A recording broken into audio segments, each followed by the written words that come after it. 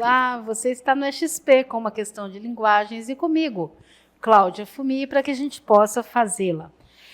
Questão de comando curto. Olha só, o texto atribui o enfraquecimento do mito da democracia racial no futebol a quê? Então, nós temos o enfraquecimento do mito da democracia racial no futebol. Opa, para tudo. Coisa comprida demais, lê de trás para frente.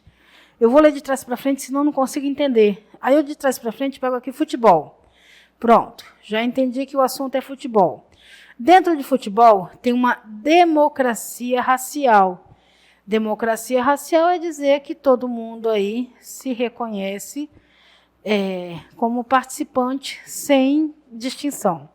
Existe é mito. A gente está vendo aí que há um mito da democracia racial, porque não tem nada disso, na verdade, né? É só um mito. Enfraquecimento desse mito. Então, esse mito está enfraquecendo. Agora eu entendi. Pegou uma ideia grande, lê de trás para frente, porque fica melhor. O texto atribui o enfraquecimento do mito da democracia racial no futebol a quê? Agora a pergunta ficou clara. Tem aí um mito, dizem que tem uma democracia, mas esse mito está indo embora. A gente vai procurar aqui no texto. A história do futebol brasileiro contém, ao longo de um século, registros de episódios racistas. Então, nós começamos lá, né, com episódios de racismo. Já achei.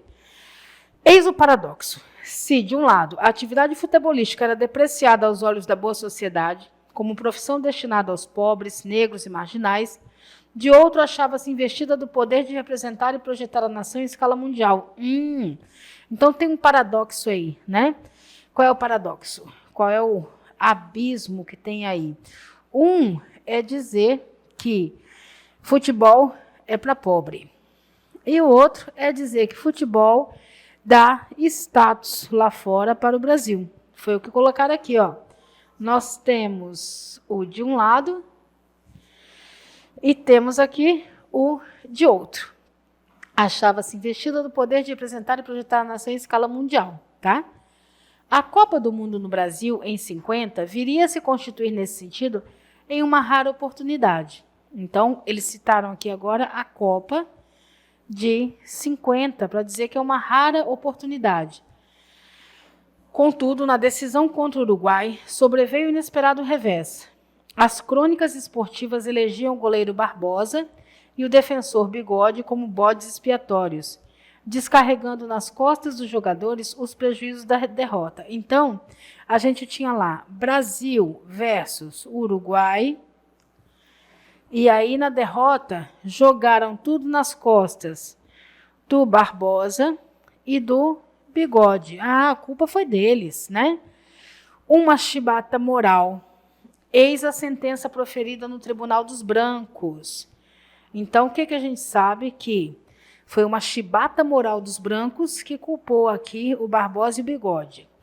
Nos anos 70, por não atender às expectativas normativas suscitadas pelo estereótipo do bom negro, Paulo César Lima foi classificado como jogador problema. Então, a gente tem aqui um Paulo César Lima, que não era classificado como um bom negro, e aí ele foi considerado um problema. Olha só, ele esboçava a revolta da chibata. Então, o Barbosa e o Bigode, em 50, receberam a chibatada, e o Paulo César Lima aqui vai dizer assim, não, que isso, né?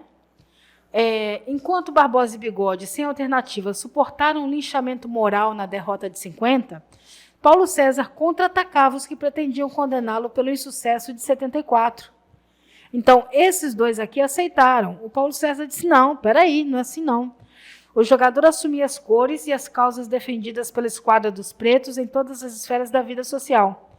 Aí ele disse, sinto na pele esse racismo subjacente, quer dizer, eles ficaram de cabeça baixa, aceitaram, né? Eles simplesmente aceitaram. E o Paulo César Lima disse, não, peraí, não é isso aí não. Ele partiu para cima ali.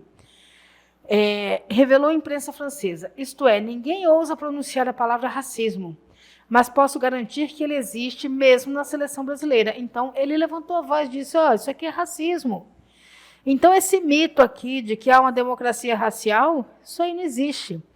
Sua ousadia consistiu em pronunciar a palavra interdita no espaço simbólico do discurso oficial para reafirmar o mito da democracia racial. Então, havia assim, não falamos mais em racismo, viu? Temos aí uma democracia racial.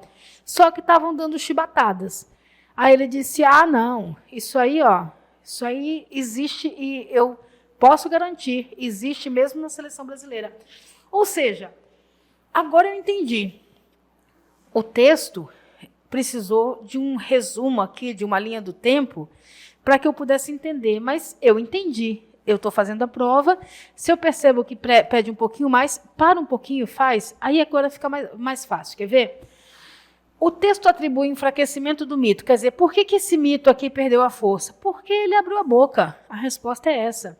Aí nós temos aqui na letra A, é a responsabilização de jogadores negros pela derrota na final da Copa de 50? Não, isso aqui reforça, isso aqui dá força para o mito. A projeção mundial da nação por um esporte antes destinado aos pobres, isso aqui não tem nada, não tem uma relação, não houve projeção mundial, porque antes era destinado aos pobres. Isso aqui é um paradoxo, porque é ao mesmo tempo, então não é antes, joga fora. Letra C, depreciação de um esporte associado à marginalidade não é marginalidade, nós estamos associando ao racismo.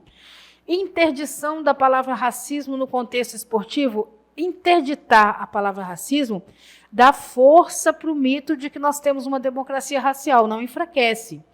Atitude contestadora de um jogador problema, a atitude foi dizer que tem racismo sim, então enfraquece o mito.